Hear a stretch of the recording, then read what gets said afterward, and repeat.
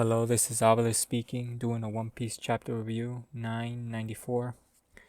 We've been in a long break, and I've been busy with work, so sorry about it. Sorry about that. And we get to the cover page. The cover page, it's finally over. It sees Gambijo's home family, final volume, and they're sailing away. As to what they're going to be doing, it's unclear. But it's finally over. Finally. And then we go back to the main fight. And we see Kaido. Kaido's massive. And we see Kiko's hand just fall off. And everyone's running. The knocked out people are getting, are getting sobered up. And we see some of the minks too being told to stand back. In comes Kiko's brother. And Kanjiro, I forgot his name. Well, he's doing the fire in the sword. I forgot his name. Jesus Christ.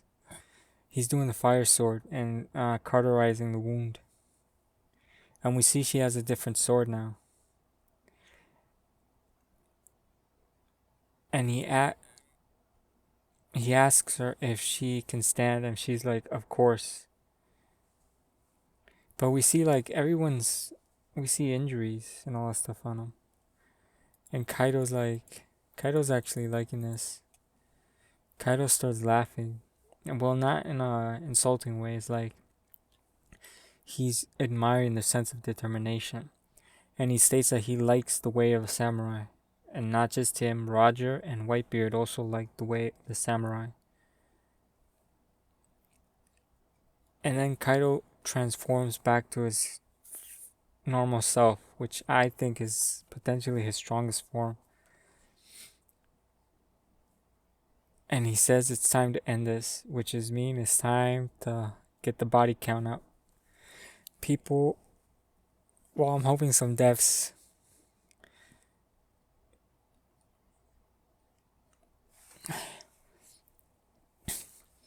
But we'll see what happens. But I'm hoping for some casualties. They're all standing. And we see Nekomamushi and Inorashiki. They're both huffing. So that could be... I wonder how long their Sulong form is going to last.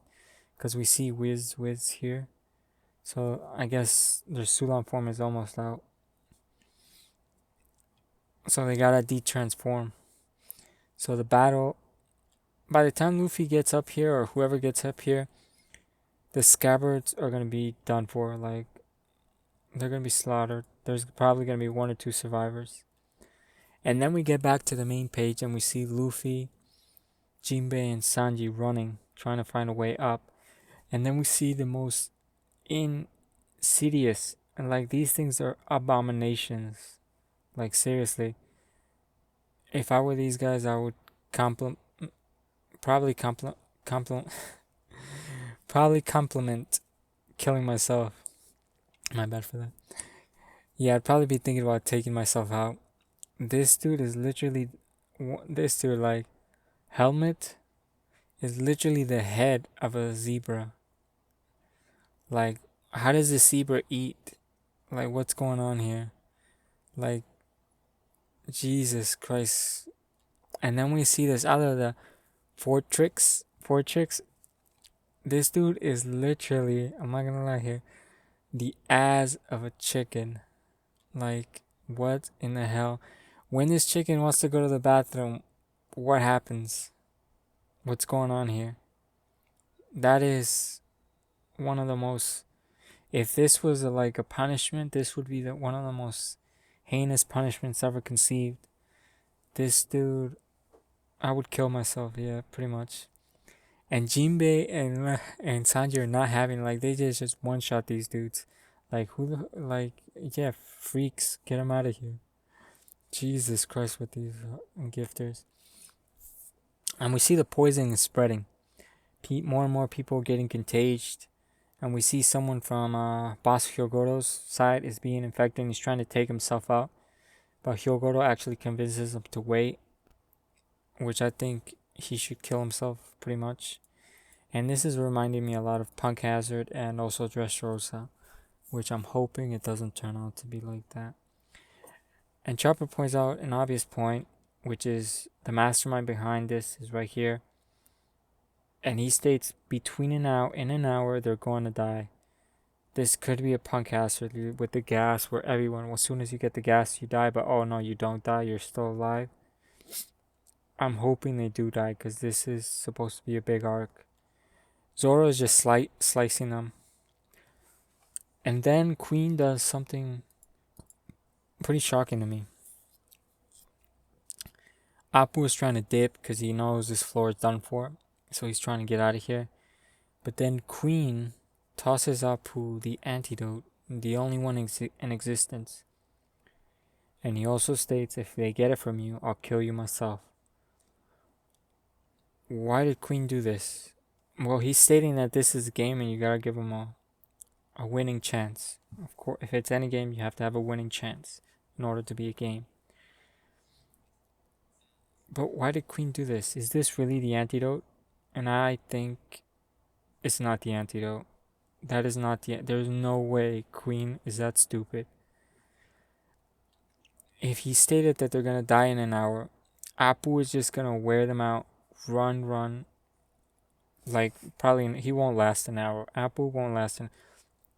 There's way too many people chasing him. Zoro is chasing him, and we see the other samurai from Orochi's side are also chasing him. So Apu will not last the hour. By the time they get to him and finally beat him, they're gonna realize it's not the antidote, and then they're gonna have to go beat Queen. By the time that, in order to save everyone, they're gonna have to beat Queen in record time, which I don't see it happening. And then we see the meat and potatoes of this chapter, and it is Yamato. Yamato shields off Momonosuke and Shinobu, and Yamato says that she's gonna protect them both because she was inspired by Shinobu's words. Hopefully, Shinobu's words back in the past, but Shinobu's like seriously injured, like really bad. Blood's coming out of her nose and her mouth. Like, damn, those arrows really did a lot of damage. And she also states, we see a little picture of her when she was there, but she also states that she actually walked up when Kaido to the house, when Kaido held Momonosuke up in the house and tossed him, but she was a little kid, she couldn't do nothing. And she gets just blasted, exploded, and she pretty much, it's nothing to her. She doesn't even get phased. And then she states, like, back then she wasn't powerful, but now she has the strength. And she cocks back her hands, and she completely decimates one dude. And we see Sasaki is giving that look like, oh crap. And remember, all of them together stated that trying to subdue Yamato was a difficult task of itself. It wasn't something easy. It's not something you could do easily. So that being said, and the possibilities of her having devil fruit is also possible, because she could have been severely nerfed with the Kairoseki stone, the cuffs she had. And she states that she called herself Odin, but she's known for Yamato. And he also said, Momonosuke, and I will die for you. Like, she's willing to lay down her life for the cause that's happening here. Just like Luffy and just like the Straw Hat. So she is Straw Hat material, in my opinion. And I think she deserves an actual position in the Straw Hats.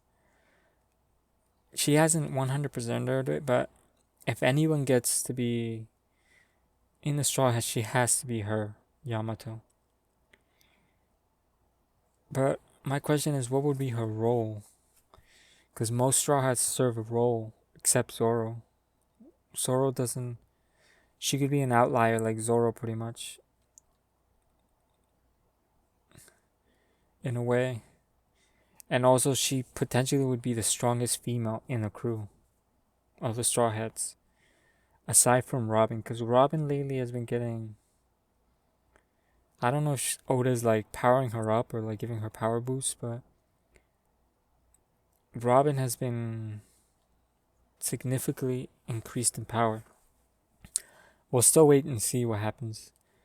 But in my opinion, this chapter, it's a pretty good chapter. It progresses. I'm hoping we don't get back to this final page.